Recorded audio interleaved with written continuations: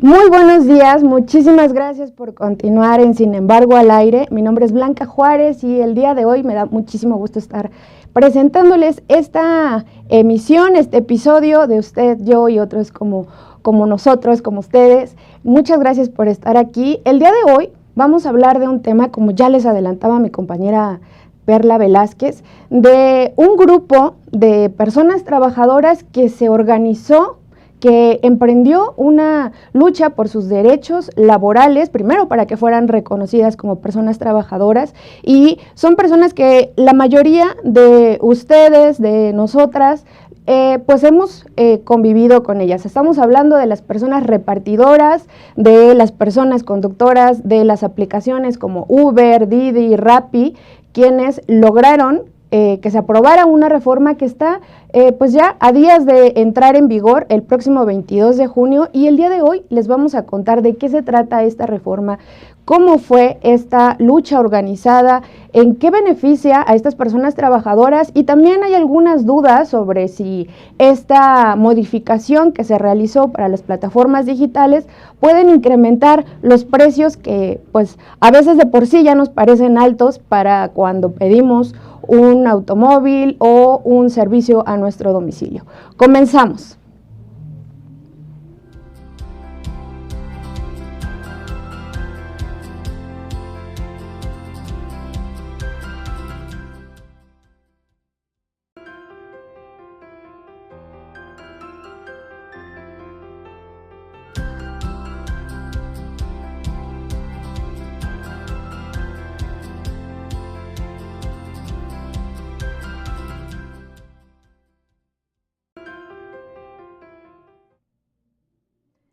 Gracias, pues sí, como les decía, ya va a entrar en vigor esta reforma.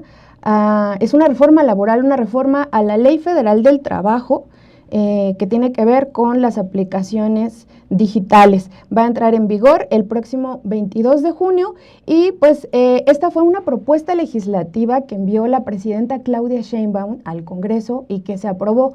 Y si bien esto ya está concretado, en realidad fue una larga lucha laboral, y no sé ustedes, pero la verdad es que a mí, cuando hablo de los movimientos laborales, de cómo las personas se organizan y sobre todo de sectores que han sido vistos como informales, y que esta idea de la informalidad les da un estigma de que son personas que no están pagando impuestos, cuando es todo lo contrario.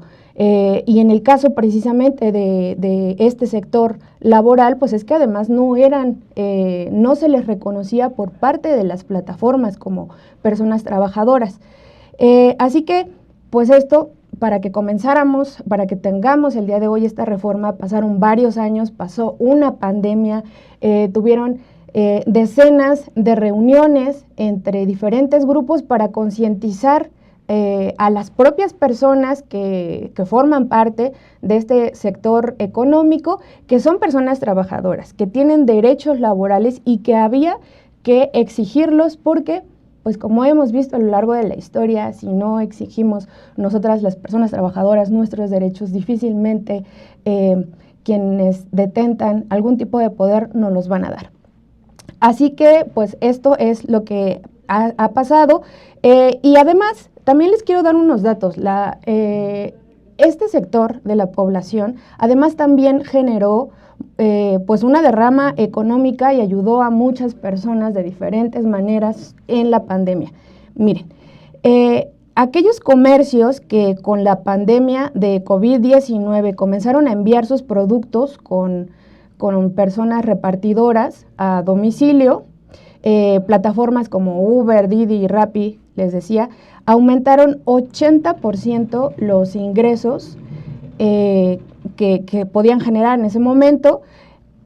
Contrataron 84% más personal del que tenían y abrieron 143% más negocios. Esto según un estudio del Laboratorio Nacional de Políticas Públicas del Centro de Investigación y Docencias Económicas, el CIDE.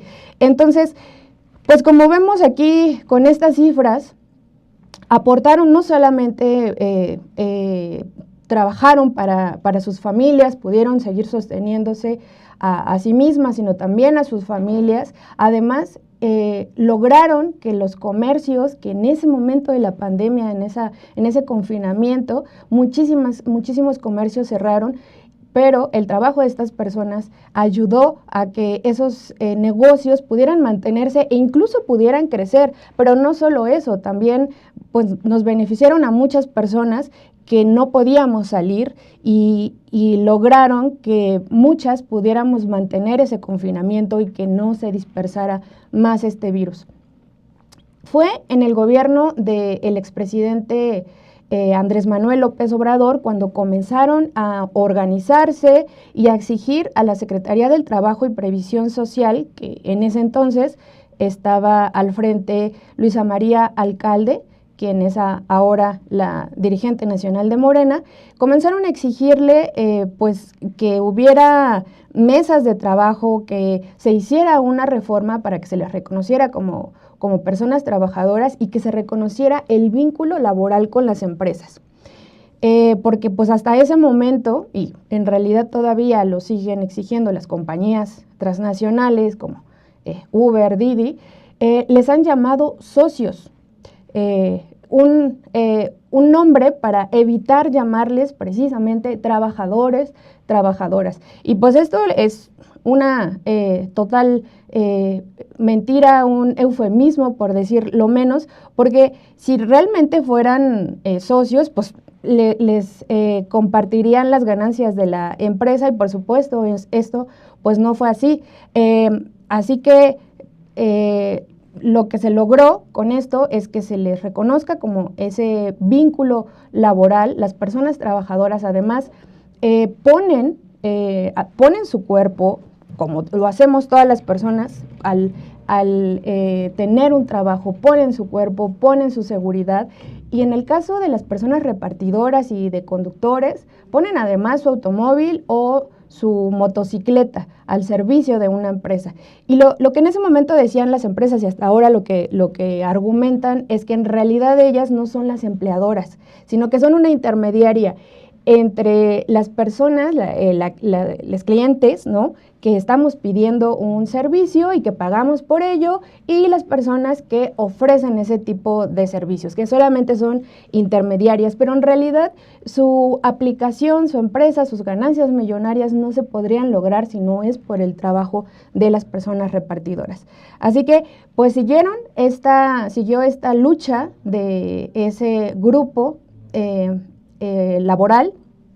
Y pues, aunque en el sexenio pasado no se concretó esta reforma, la Secretaría del Trabajo sí comenzó una serie de diálogos con las propias compañías, empezó pues a cabildear, también un poco de sensibilización, se hicieron mesas con los diferentes grupos, los diferentes colectivos de repartidores, de conductores. También se hicieron encuentros en el Poder Legislativo, se hicieron parlamentos abiertos, y aunque en ese momento, en el sexenio pasado, no se concretó, pues al llegar la presidenta Claudia Sheinbaum a la presidencia, esta fue una de las primeras reformas que envió al legislativo y finalmente en diciembre de 2024 se aprobó esta reforma. Y ahora está a punto de entrar en vigor el próximo 22 de junio y les voy a contar un poquito antes de que avancemos de qué se trata la reforma.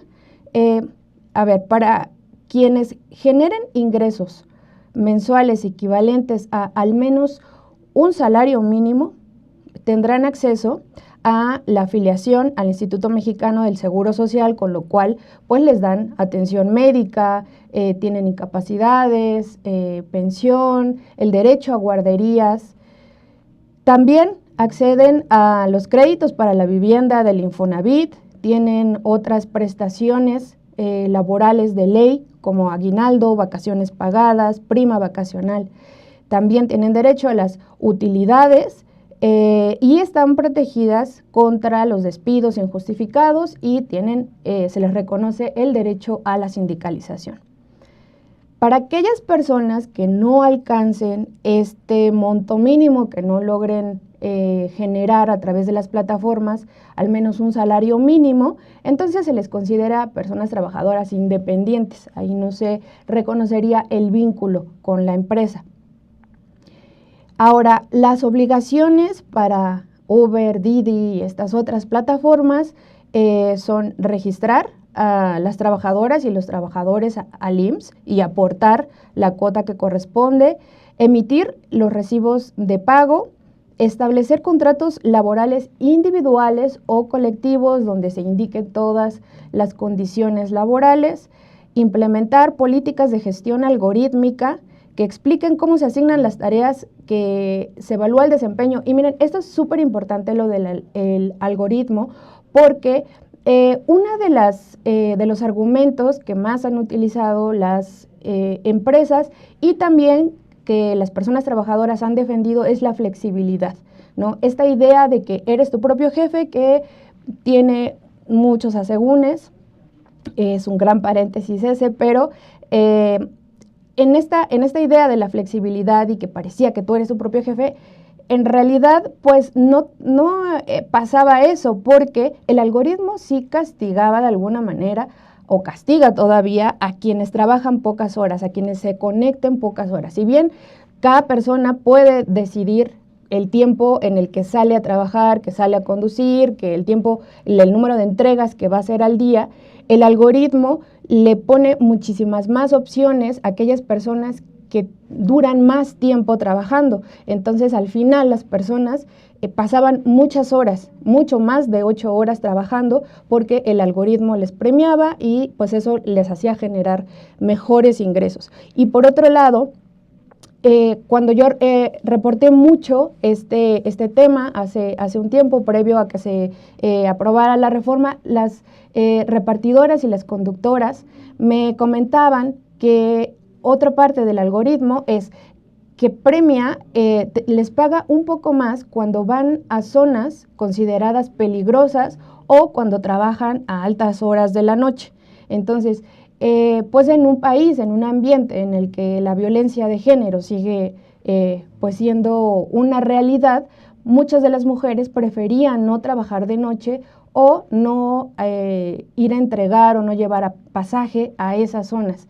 Así que, pues, finalmente eran los hombres quienes se quedaban con esa pequeña o mediana ganancia que les da el algoritmo y termina siendo abriendo una brecha en los ingresos y una disparidad que tiene que ver con el género y con la violencia de género. Así que pues va a ser súper importante que se vea también, que se ponga atención en el algoritmo de estas aplicaciones. Ahora, la reforma contempla un periodo de 180 días para que se implemente la parte de la seguridad social. Ahora, el Instituto Mexicano del Seguro Social está obligado a hacer un programa piloto, que ya lo hizo con otros sectores laborales, como las trabajadoras del hogar, que no encajan en esta idea del trabajo tradicional, de trabajas con una sola persona o con una sola empresa, tienes un horario y pues ya. Se acabó. El caso de las trabajadoras del hogar, la gran mayoría labora con diferentes personas, con diferentes familias, en diferentes casas.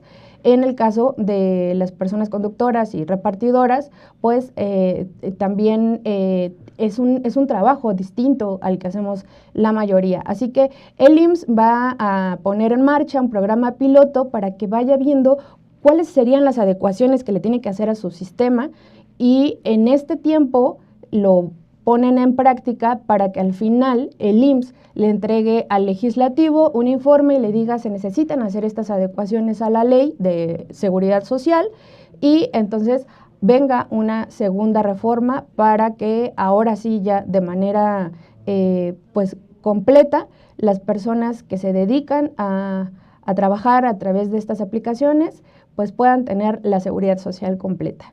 Así que, pues esto es como un pequeño resumen que quería hacerles de este tema, pero pues por supuesto que esto lo podemos explicar mejor de quienes verdaderamente están viviendo este trabajo, esta reforma. Así que no se despeguen porque vamos a una pausa y enseguida regresamos con una invitada muy especial.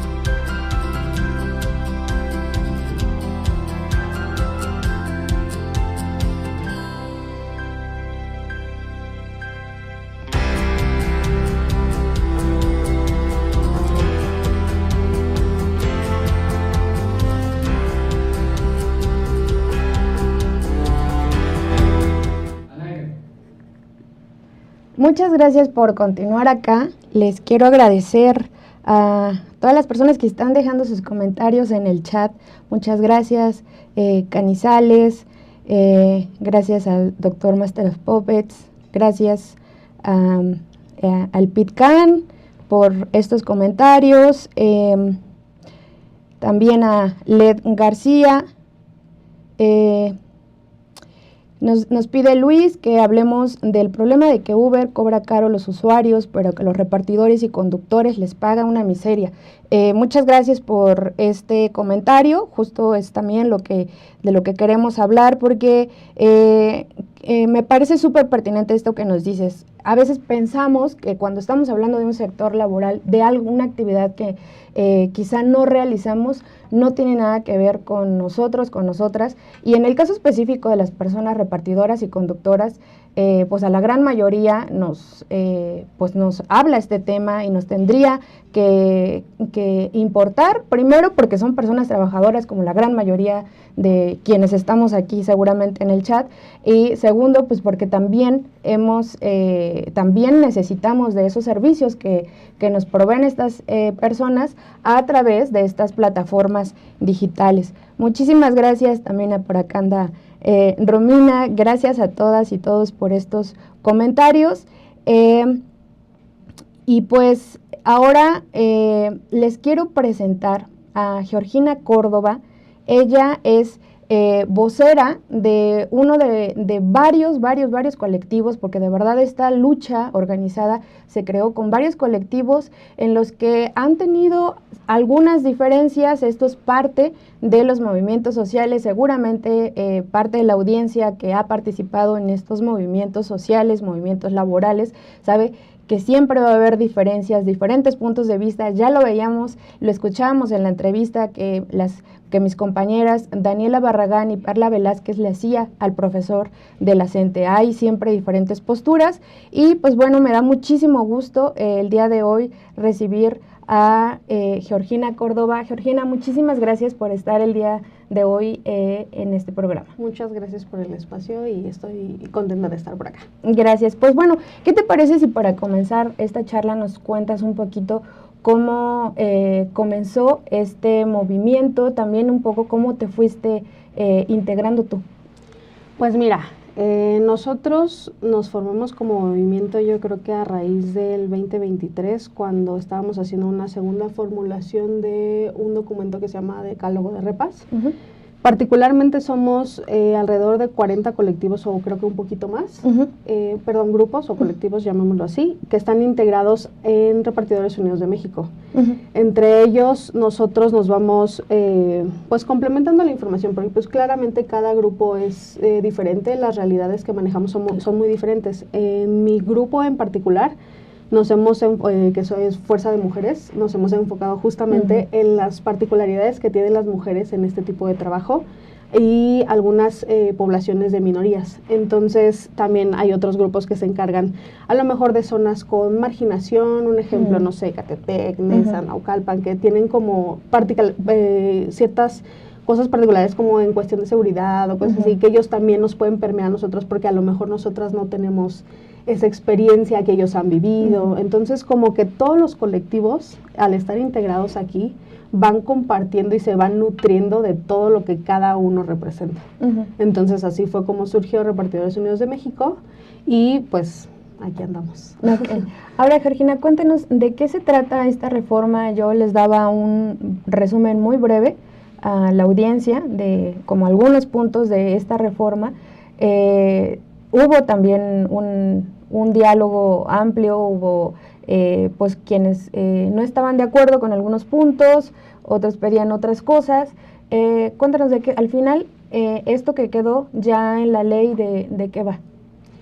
Pues mira, particularmente, y como lo acabas de decir, hay grupos con diferentes puntos de vista y sobre todo particulares. Entonces, lo que de este lado nosotros argumentábamos es que, y lo he recalcado mucho en medios, no es que la reforma fuera mala, uh-huh. sino que probablemente la forma en la que se iba a aplicar o cómo la querían implementar uh-huh. nos causaba mucha incertidumbre, porque pues finalmente este tipo de trabajo y esta economía colaborativa tiene la ventaja de tener esta flexibilidad uh-huh. y la libertad. Entonces, al nosotros comparar lo que en algún momento se propuso en el Decálogo de Repas y que sabemos que otros movimientos han también presentado sus documentos o sus propuestas a diferentes entidades con las mismas similitudes, probablemente algunas diferencias, pues fue así como empezamos a notar que la reforma se estaba nutriendo de todo eso. Uh-huh.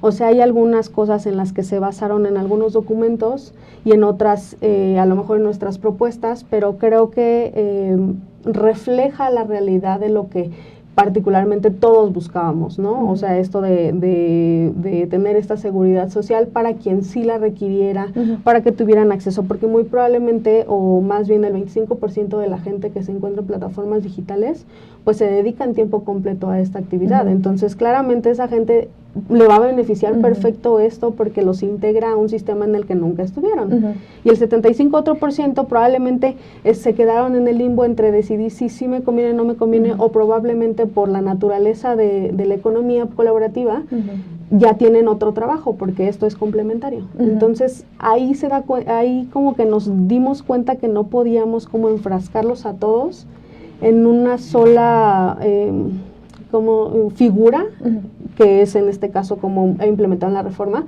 porque son, o sea, es una economía nueva, o sea, y hasta la misma Secretaría del Trabajo lo ha dicho. O sea, es un entorno nuevo con unas particularidades nuevas donde nunca existió una forma, o sea, para el Seguro Social o para el SAT en este aspecto y que se crearon. Entonces era como, bueno, ¿por qué no lo podemos ir adaptando y no dejarlo como en un esquema rígido y tradicional? Porque pues, prácticamente no es que no pueda entrar, pero la economía, la naturaleza de la economía o de este tipo de trabajo es así. O sea, flexible, que tú puedas decidir, que tengas la libertad. Entonces, como que ahí entraba mucho este conflicto entre si nos parece esto, no nos parece esto, qué podemos proponer ante ello y cosas así. Claro, y esto que mencionas de la flexibilidad y de el cambio que ha habido, o sea, por sí solo esta actividad ya plantea pues una forma muy distinta de trabajar a la que teníamos tradicionalmente. Las plataformas abrieron justamente esos debates que pues no teníamos en la mira, pero además hubo un cambio acelerado con la pandemia. Sí, claro, ¿no? O sea, fue el único tipo de trabajo que salió al quite, porque pues bueno, o sea, desgraciada o afortunadamente para los que trabajan en plataformas los benefició, ¿no? Porque pues aprovecharon estas necesidades que tenía la población para trasladar insumos, para hacer compras, para comer, para trasladar personas como de forma un poco más segura, no interactuar en espacios como autobuses o esto cuando se empezó como a liberar estas restricciones.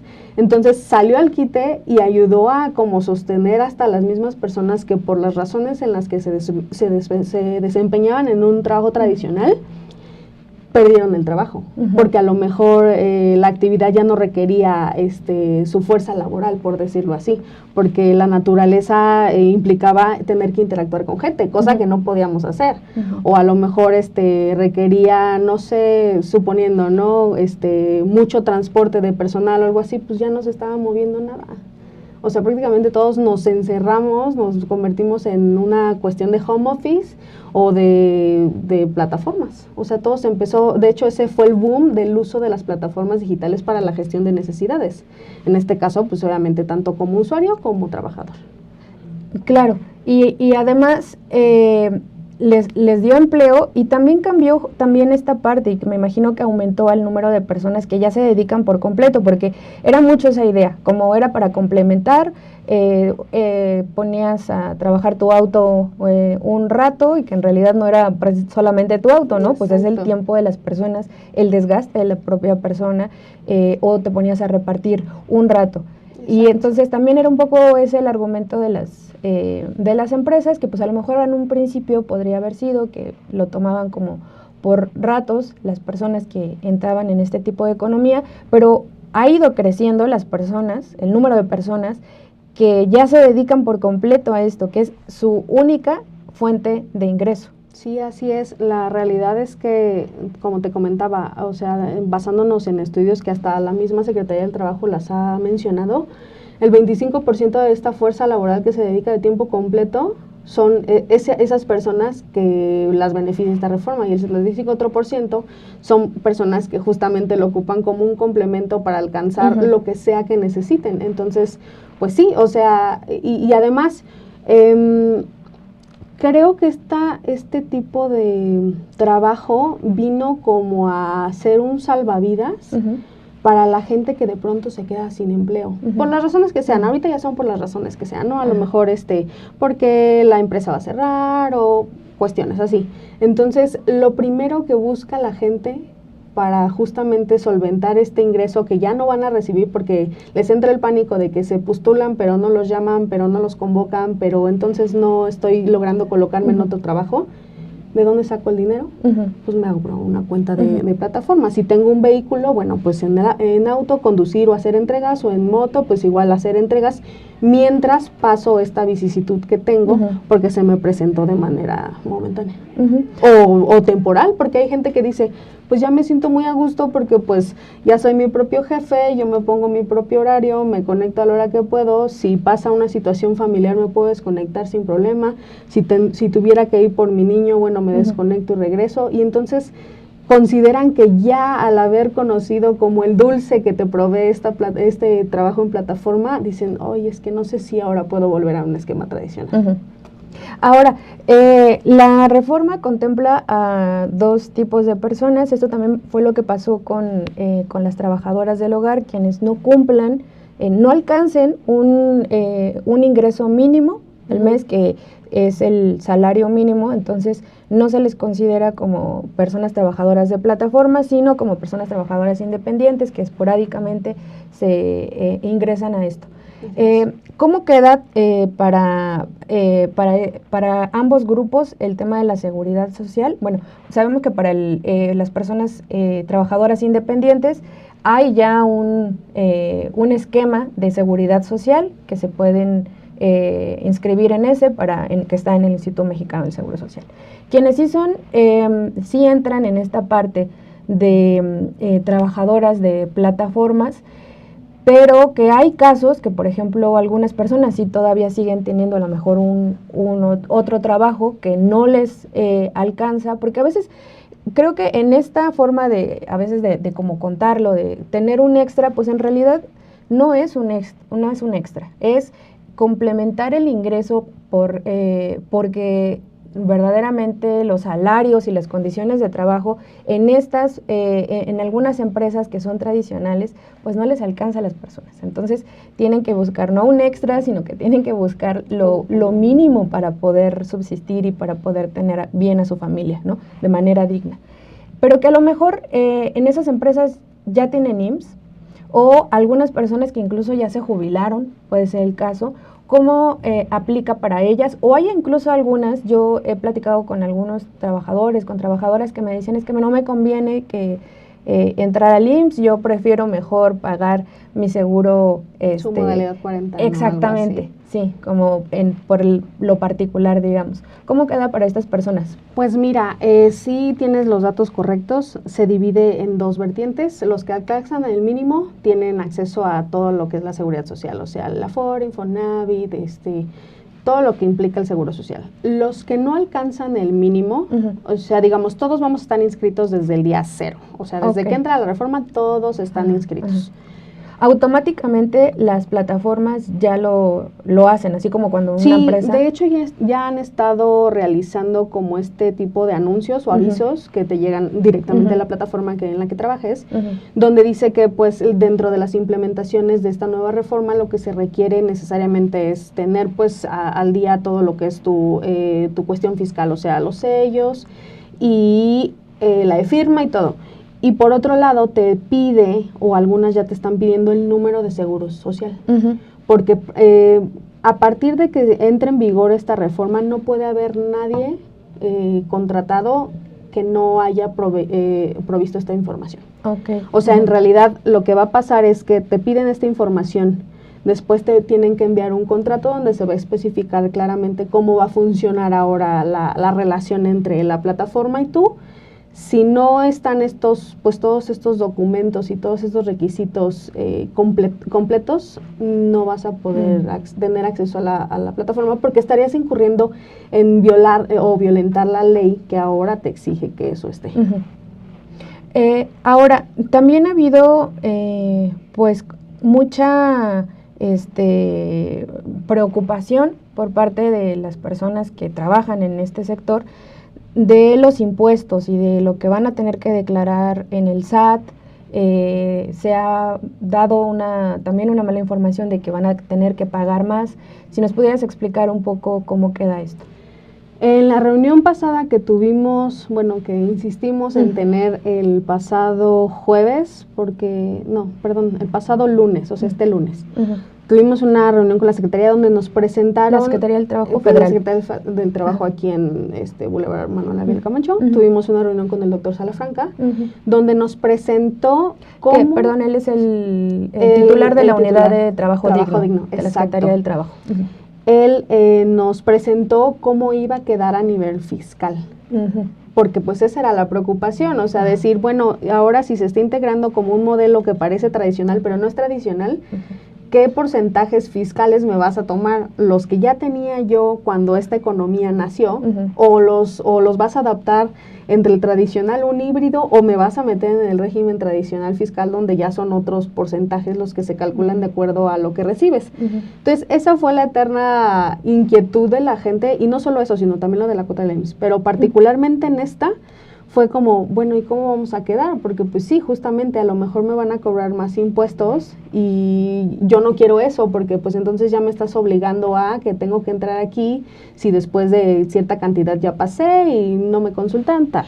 Pero no, en la cuestión fiscal, lo que actualmente se paga en porcentajes y la forma en la que lo desarrollamos, o sea, la presentación ante el SAT mensual y todo como se hace hasta este momento en cuestión fiscal, va a seguir tal cual siendo así. O sea, se tiene que hacer la declaración mensual como lo indica, tener que pagar los porcentajes que son el 8% y el 2.1, 2.7, no me acuerdo muy bien, y tan. O sea, todo sigue igual en el aspecto fiscal. Ahora, cuando entre la reforma, digamos que existen dos descuentos diferentes. Una, pues estos impuestos, o sea, la cuestión fiscal, y otra, cómo se va a calcular la cuota del Seguro Social sobre de qué ingreso.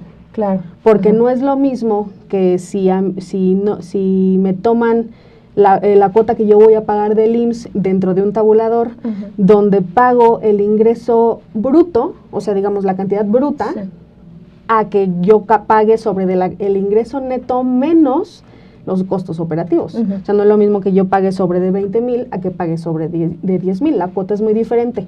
Aunque haya beneficios o no, es muy diferente. Es un camino abismal entre una y otra. Sí, por supuesto. Pues sí, porque de esa cantidad pues vas a repartir a impuestos y luego a las cuotas. Exacto. Y de ahí, en esto, ¿ya hubo pues algún acuerdo o va a ser parte del programa piloto todavía?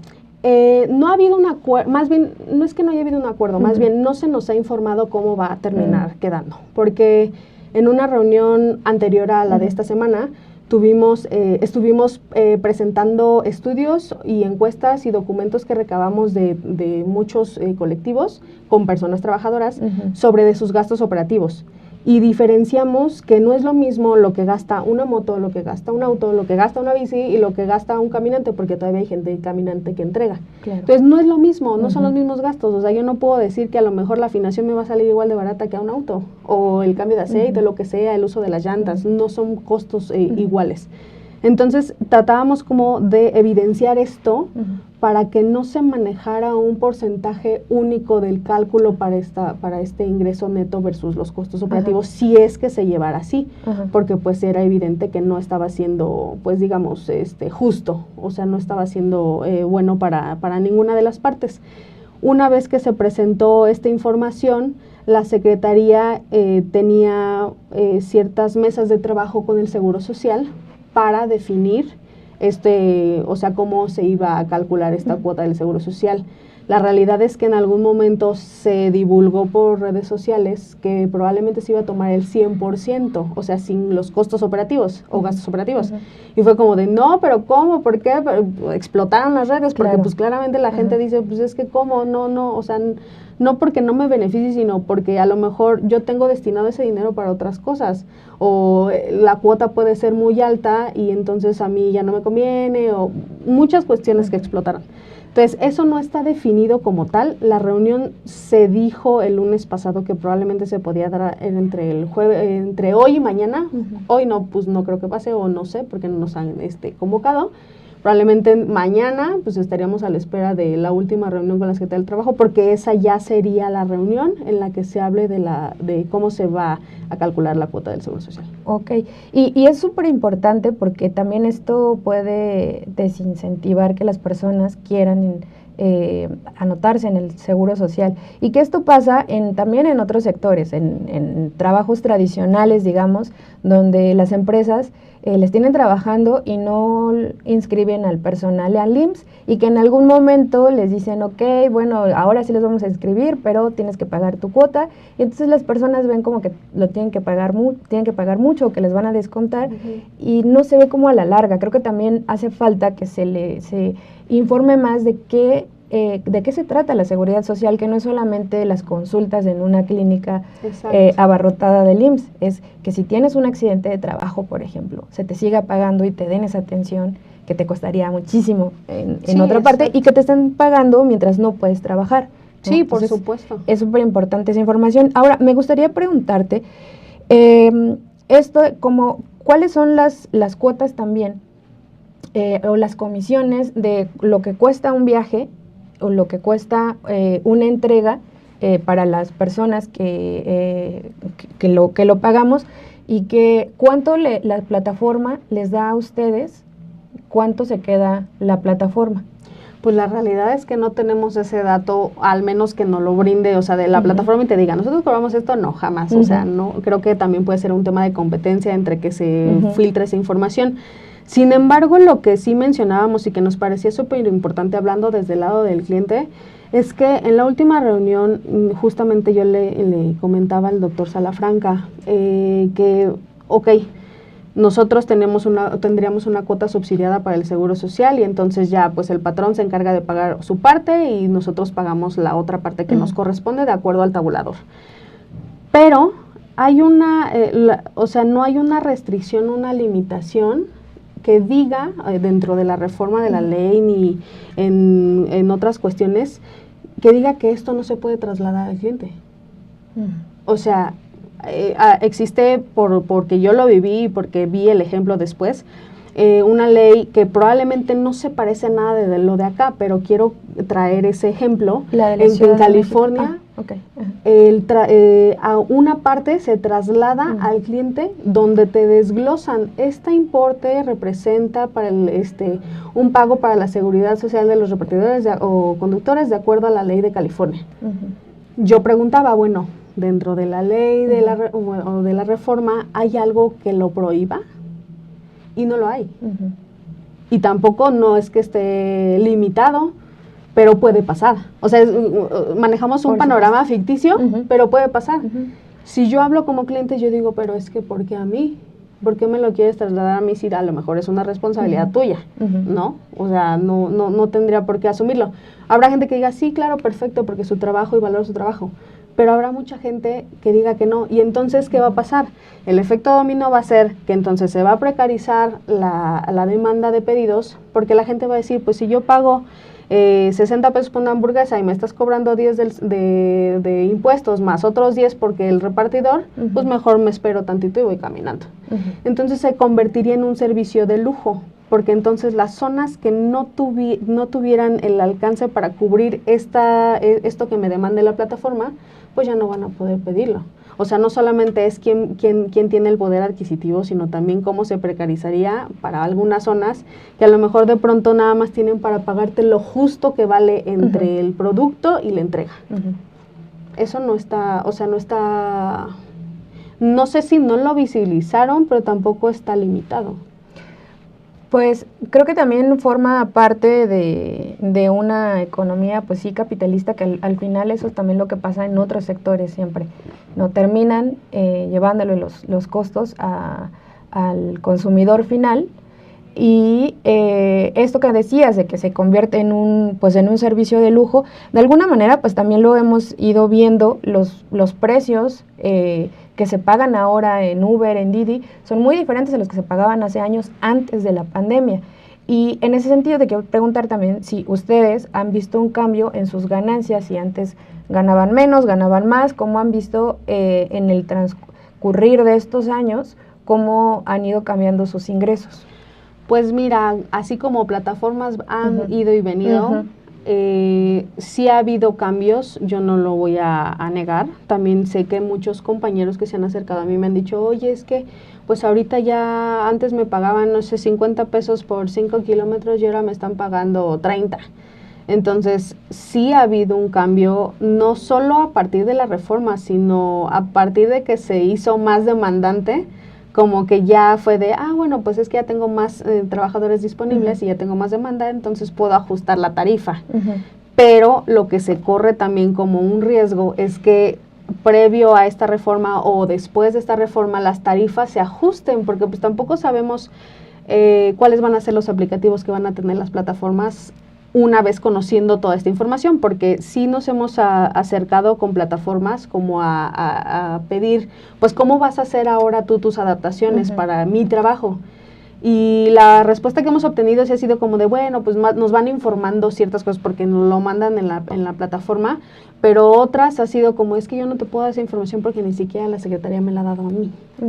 Entonces estamos atados porque pues tenemos la incertidumbre de lo que decía la Secretaría y tenemos la incertidumbre de cómo lo vaya a aplicar la plataforma y estamos a nada de que ya se implemente y no tenemos las cosas claras. Entonces la gente sí se empieza a preocupar, o sea, el fenómeno que al menos yo he visto en algunos grupos y también en el mío es que creo que la incertidumbre y el miedo es tan grande que ya están buscando otras opciones, o sea, opciones refiriéndome a volver a lo tradicional, o decir, pues es que ya no sé qué hacer, no sé qué voy a hacer porque mi niño es autista y yo tengo que encargarme de él de más tiempo porque tiene ciertos cuidados especiales.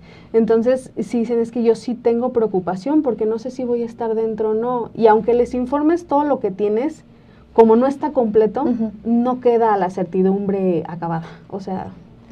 Esto que mencionas, Georgina, lo quiero ligar con un comentario de Edgar Chávez García, que me parece súper importante.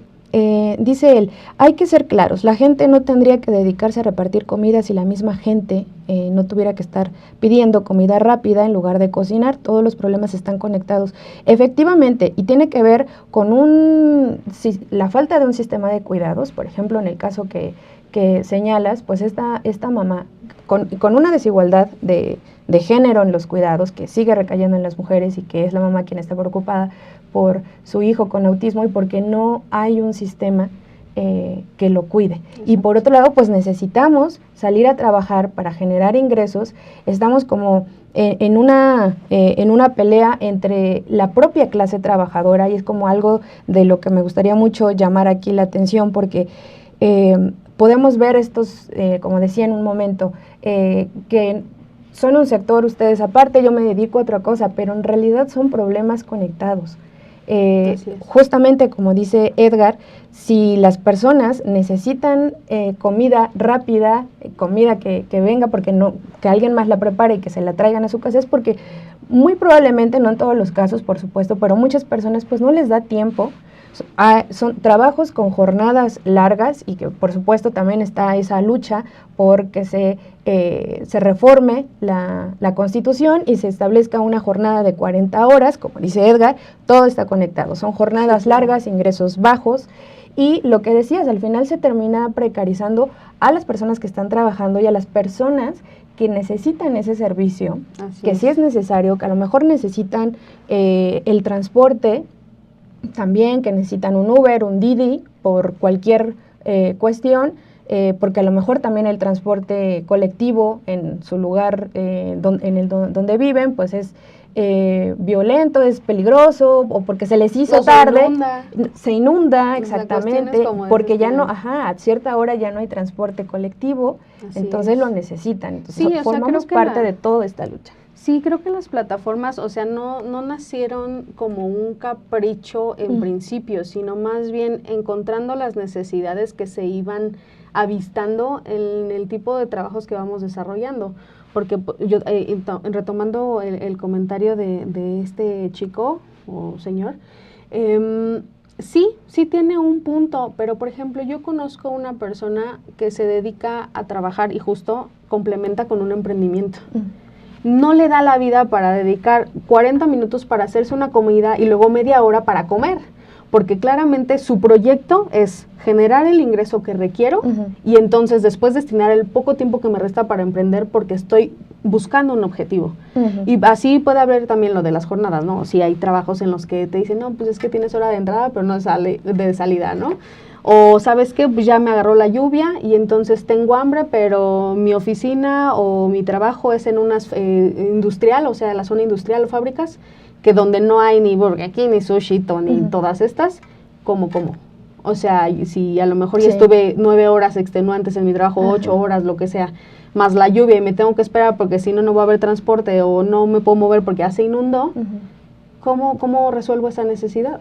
O sea, no es la lluvia no es algo que podamos predecir si sí va a caer muy fuerte o no, a lo mejor el clima sí te ayuda, pero finalmente es resolver necesidades y también en el transporte lo mismo, resolver necesidades. ¿Qué pasó cuando, o qué pasa cuando se inundan las líneas del metro o cuando, por ejemplo, viaducto, periférico y todas, que la lluvia es tan torrencial que se quedan los vehículos? Entonces, si se quedan unos vehículos, claramente un operador de transporte de un autobús no se va a meter a una zona en la que sabe que va a arriesgar a los 50 o 40 pasajeros que trae.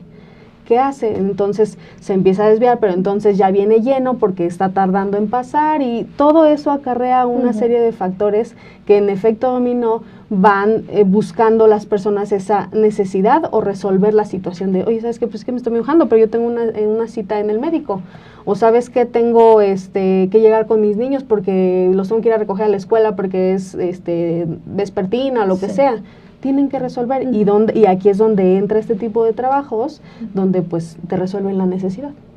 Claro, una necesidad creada a partir de un sistema económico que perjudica a las personas empobrecidas, que empobrece más a la clase trabajadora. Me gustaría, nos quedan ya poquitos minutos, Georgina, pero me gustaría mucho que antes de terminar pudiéramos hablar, que nos puedas hablar brevemente sobre este mecanismo que se tiene que crear también para atender los casos de acoso y hostigamiento. Y me parece súper importante, de nuevo, por ambas partes, como ustedes, como personas trabajadoras y quienes llegamos a contratar el servicio. Se han viralizado, en las últimas semanas se viralizaron estos videos de mujeres que acusaban a conductores, los amenazaban, sí, claro, ¿no? con denunciarlos por acoso sexual, lo cual es lamentable. Pero también, por otro lado, pues, por supuesto, ha habido pues casos incluso de feminicidio por parte de conductores de Uber. De nuevo, las plataformas en sí es otra manera en la que se han deslindado de, no es mi trabajador, solamente usó... Era mi socio. Era mi socio, exactamente. Y algo que también me llegaron a comentar algunas repartidoras es el acoso que llegaban a sufrir por parte de los clientes. En alguna ocasión, una de ellas me comentó que el cliente la estaba esperando, ella iba a entregar comida y la estaba esperando desnudo, sí, ¿no?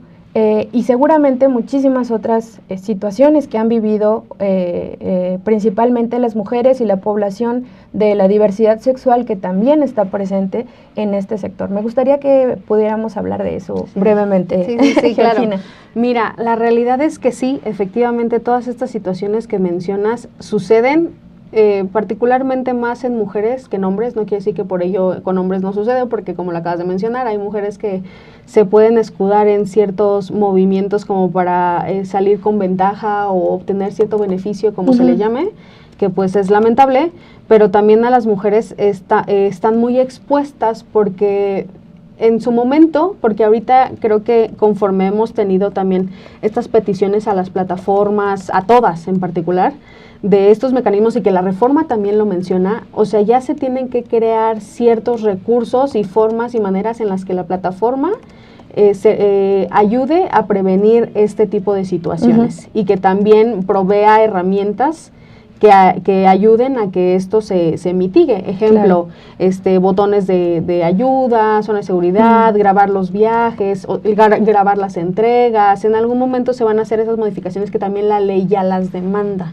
y nos parece maravilloso porque finalmente esos casos sí se dan, y no solo a nivel mujeres, o sea, de que te sale una persona, porque en nuestro grupo, o sea, te puedo decir, tengo N cantidad de casos de que la persona se ha orinado en el auto, de que las han venido hostigando de, oye, dame un besito, oye, no sé qué, y pues agarran y los bajan, o justo uno igualito de que la repartidora iba a ir a entregar y la persona sale desnuda, o que las quieren jalar al departamento. Entonces demandábamos mucho el hecho de que ya no se tuviera que ingresar a los edificios en el caso de las repartidoras, o sea, que sea en un punto en el que hay más personas o hay más visibilidad, para que no se arriesguen este tipo de situaciones, que marcaran las zonas de riesgo, que si tenían alguna situación rápido se reportara, o que tuvieran forma de reportar o de bloquear a un usuario, porque pues claramente en algún punto no se hacía un reporte, pero las repartidoras no sentían que hubiera un seguimiento, ¿sabes? Es como de, ay, sí, lamentamos los inconvenientes, pero hasta ahí, ¿no? Y es como de, esperamos que vuelvas a repartir con nosotros. Y yo así de... El bot. Ajá, exacto. Y lo que buscábamos era que no fuera un bot, y también lo estipula la reforma, o sea, tiene que ser un contacto con personas, o sea, para las situaciones que tengan controversia, hasta para la cuestión de los despidos, y eso tiene que ser un trato con personas, porque pues claramente las situaciones, y lo puedo decir hasta tomando en cuenta lo de los algoritmos, los sistemas no tienen un contexto humanizado, o sea, solamente aprenden a través de lo que tú desarrollas en la actividad. Que si rechazas, ¿por qué rechazaste? No te dice, porque eres mujer o porque estás flaquita. No, ellos nada más entienden por qué lo rechazaste, la tasa de desaceptación, la zona, tal. No les interesa el contexto humanizado, porque el algoritmo así es su naturaleza, por decirlo así. Entonces, lo que se buscaba era que dejara de tener esta naturaleza algorítmica de solo un bot, sino meterle un contexto de, oye, ¿sabes qué? Estas zonas representan un riesgo para la repartidora, o ya bloquea al usuario porque ya te reportó que es un acosador, o no le permitas hacer una nueva cuenta, o pon una zona de advertencia y que la repartidora o el repartidor sepa, o el conductor sepa, que si quiere entrar a la zona de riesgo es bajo su decisión, pero que no lo obligues a tomar ese viaje o esa entrega. Porque puede haber, por ejemplo, yo puedo decir, es que yo sí entro a Naucalpan porque Naucalpan lo conozco, ¿no? Y sé qué zonas en las que sí entro y en las que dicen que está feo, pero pues nada más es un pedacito. Entonces yo ya decido y digo, bueno, sí, zona de riesgo, pero yo conozco por ahí, entonces no tengo problema. Pero ya tomé yo la decisión y no me obligaron a. En cambio, ahorita o en algún momento era como, pues entras y pues, lo tienes que entregar, porque pues yo no tenía registrado una zona de riesgo, o si la tuve, pues no tenía un récord. Pues bueno, perdóname. No, adelante. Y en la cuestión de las entidades, la comunidad LGBT o este tipo de grupos minoritarios o de riesgo, llamémoslo vulnerados. así. Hubo ciertas vulneraciones en cuanto a plataformas, porque si hablamos de las personas trans, cuando se registran tienen que tener el nombre que aparece en sus identidades, y no en el que ya ellos, o sea, el dead name tiene que aparecer ahí y no puede aparecer el nombre con el que se identifican. Entonces entramos como en esas controversias de que también se tienen que adaptar estas plataformas a estas nuevas comunidades o estos nuevos grupos, porque pues claramente están dentro de nosotros, o sea, están en toda la población, estamos conviviendo con ellos, no lo puedes limitar a solo eso, y tampoco puedes no puedes castigar a un conductor o un repartidor sesgando esta asignación de viajes o las actividades, solo porque un cliente le dio la gana reportar porque pues era hot. Imagínate, ¿no? Y porque así lo han puesto. Entonces dices, ¿cómo me vas a penalizar a mí tomándome esa calificación si finalmente, o sea, o sea, es mi identidad, no depende de mí, o sea, yo no te estoy pidiendo ni siquiera permiso para hacer, o sea, solo te estoy brindando un servicio y hasta ahí. Y también con las mujeres se da, pues es que ¿por qué están repartiendo si son mujeres? Ustedes deberían de estar en la casa cocinando. Ay, no es posible. Entonces, todo eso se ha evidenciado, se han presentado pruebas, colectivos, tanto nosotras como otros colectivos han ido con plataformas, los hemos presentado en la Secretaría de Trabajo, y se está buscando que esto también tenga una acción. No solo que quede como de, bueno, pues sí, ya es que la reforma lo dice, no. Que haya una vigilancia de que se va a hacer algo con respecto a todo esto. Esto que nos dices, creo que cierra muy bien este programa, porque hace falta muchos cambios todavía, a transparencia de lo que ya se aprobó, que se vayan ajustando muchas otras cosas, pero al final esto que ya está aprobado, que ya está en la reforma y que ya va a entrar en vigor el 22 de junio, lo lograron de manera colectiva, lo lograron organizándose. Sí, de nuevo hay colectivos con diferentes puntos de vista, pero al final, pese a que pueden ser puntos que están opuestos a veces, lograron que tengan ya derechos que les habían sido negados, que de entrada se visibilicen las violencias que están viviendo, la importancia de su trabajo para la sociedad, para el funcionamiento y para que también entendamos que, como nos decía acá Edgar, todo está conectado y que los movimientos laborales no son suaves, no siempre, no están exentos el conflicto, lo importante es cómo atravesar esos conflictos, cómo llegar, y es un ejemplo muy claro de cómo la lucha organizada laboral pues puede ir generando estos resultados y que siempre se va a necesitar que se sigan organizando y que sigan pidiendo, y que esto no es el final, sino en la progresividad de los derechos pues hay un gran camino todavía. Sí, muchas gracias, Georgina, de verdad, por estar con nosotras y con nosotros para comentarnos. Es un poquito apenas de lo que implica este tema, y ojalá que a la audiencia le haya gustado este programa, que se haya interesado por saber más, y déjenos también acá en sus comentarios si les gustaría que hablemos más de este tema. Muchas gracias por estar con nosotras y con nosotros. Gracias, Georgina. Gracias a ti. Les dejamos por el día de hoy, pero continúen con la programación de Sin embargo al aire, que tenemos todavía varios programas el día de hoy.